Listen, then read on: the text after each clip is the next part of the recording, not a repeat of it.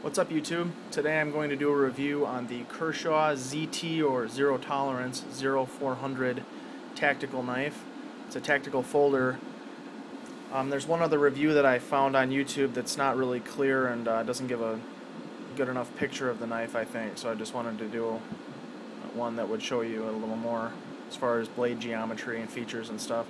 So, first thing, the knife is an S30V stainless steel alloy blade.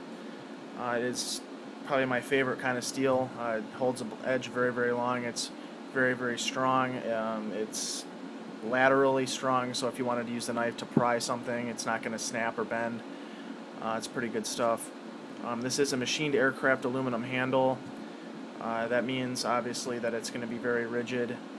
Unlike the G10 knives, like the Leak that has a G10 material, it does not have a full liner as far as for the liner lock. It's partial just because the aluminum itself is rigid enough to support the knife.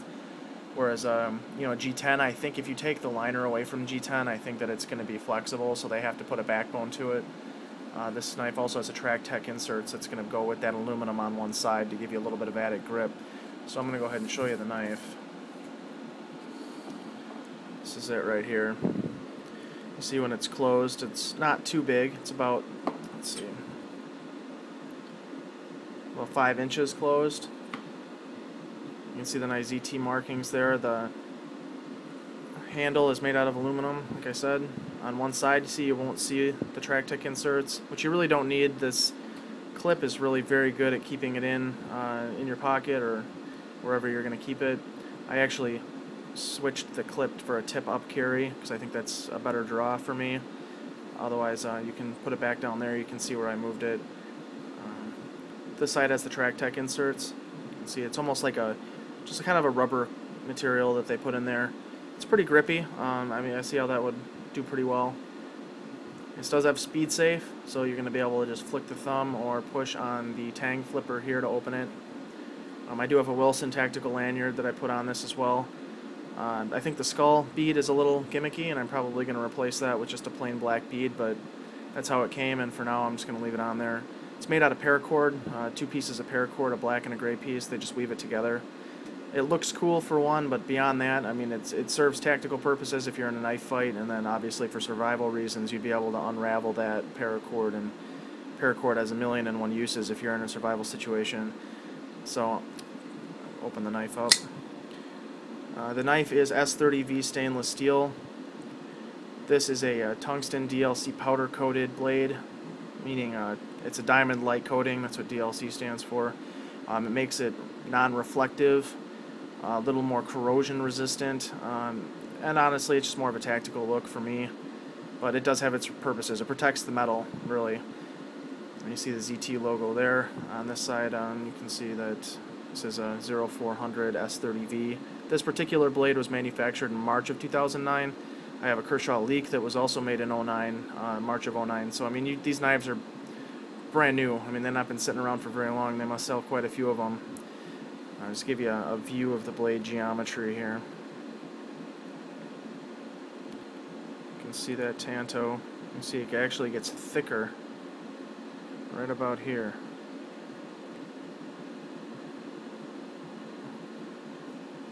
It's a really, really well done knife, though. I think it's very, very nice.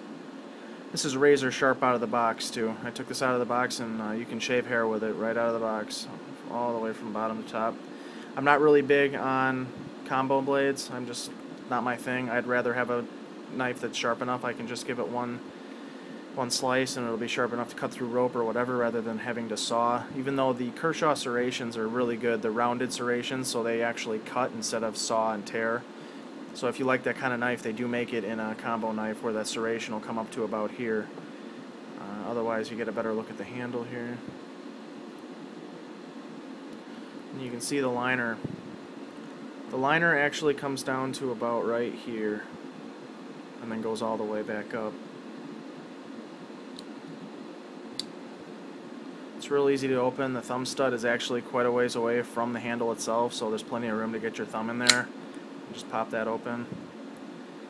Just to give you an idea, put it up against, I have the Leak here that I did another review on. You can see how close the thumb stud is to the handle there. It's kind of tough to get in there and open it. Once it loosens up, though, it's not that bad. Now, you see what I was saying with the G10? The G10 has the steel liner in here, and actually has another piece of G10 in the middle of it, so it's like a sandwich. So you have G10 steel, G10 steel, G10 on the... And the reason they do that, I really think, is because G10 is probably going to be somewhat flexible to a point. I mean, it's obviously fiberglass, so it's not going to be that flexible, but flexible enough that it would maybe bend a little bit, and so they put that back. It's really just a steel backbone. With a knife like this, you don't need to do that, obviously, because aircraft aluminum is going to be pretty rigid. So, just to give you an idea of the size difference. It's really not that big. I mean, the biggest size difference I'm seeing is not really in length, but more or less just the width. You can see that this knife is quite a bit wider. But don't get me wrong, for a, you know, an EDC knife, I mean, if you're wearing the right clothing and you're in the right environment, this is perfectly fine to carry. It's not clunky or anything. It's pretty narrow, actually, compared to like the 0200, 0300, 0350 knives. 0350 is a smaller counterpart to the 0300, 0200, but still I think it's a little fat. They do use G10 handles in those knives, and they tend to get a little thick and hefty. So that's my review on the knife. If you have any questions, please let me know. Post some comments. Let me know what you think. From what I haven't really used it all that much yet, but from what I've seen of it so far, I mean, it's an extremely nice knife. It opens and closes. It seems like it to be very reliable. I think I'm going to get many years of proud ownership out of this blade. I'm not really a collector.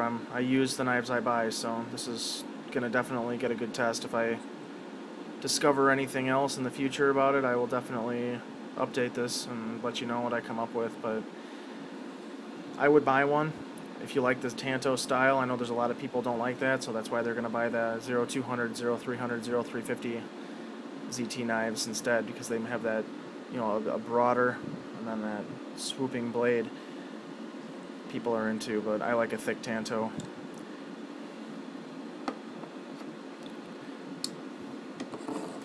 Thanks for watching. Have a good day.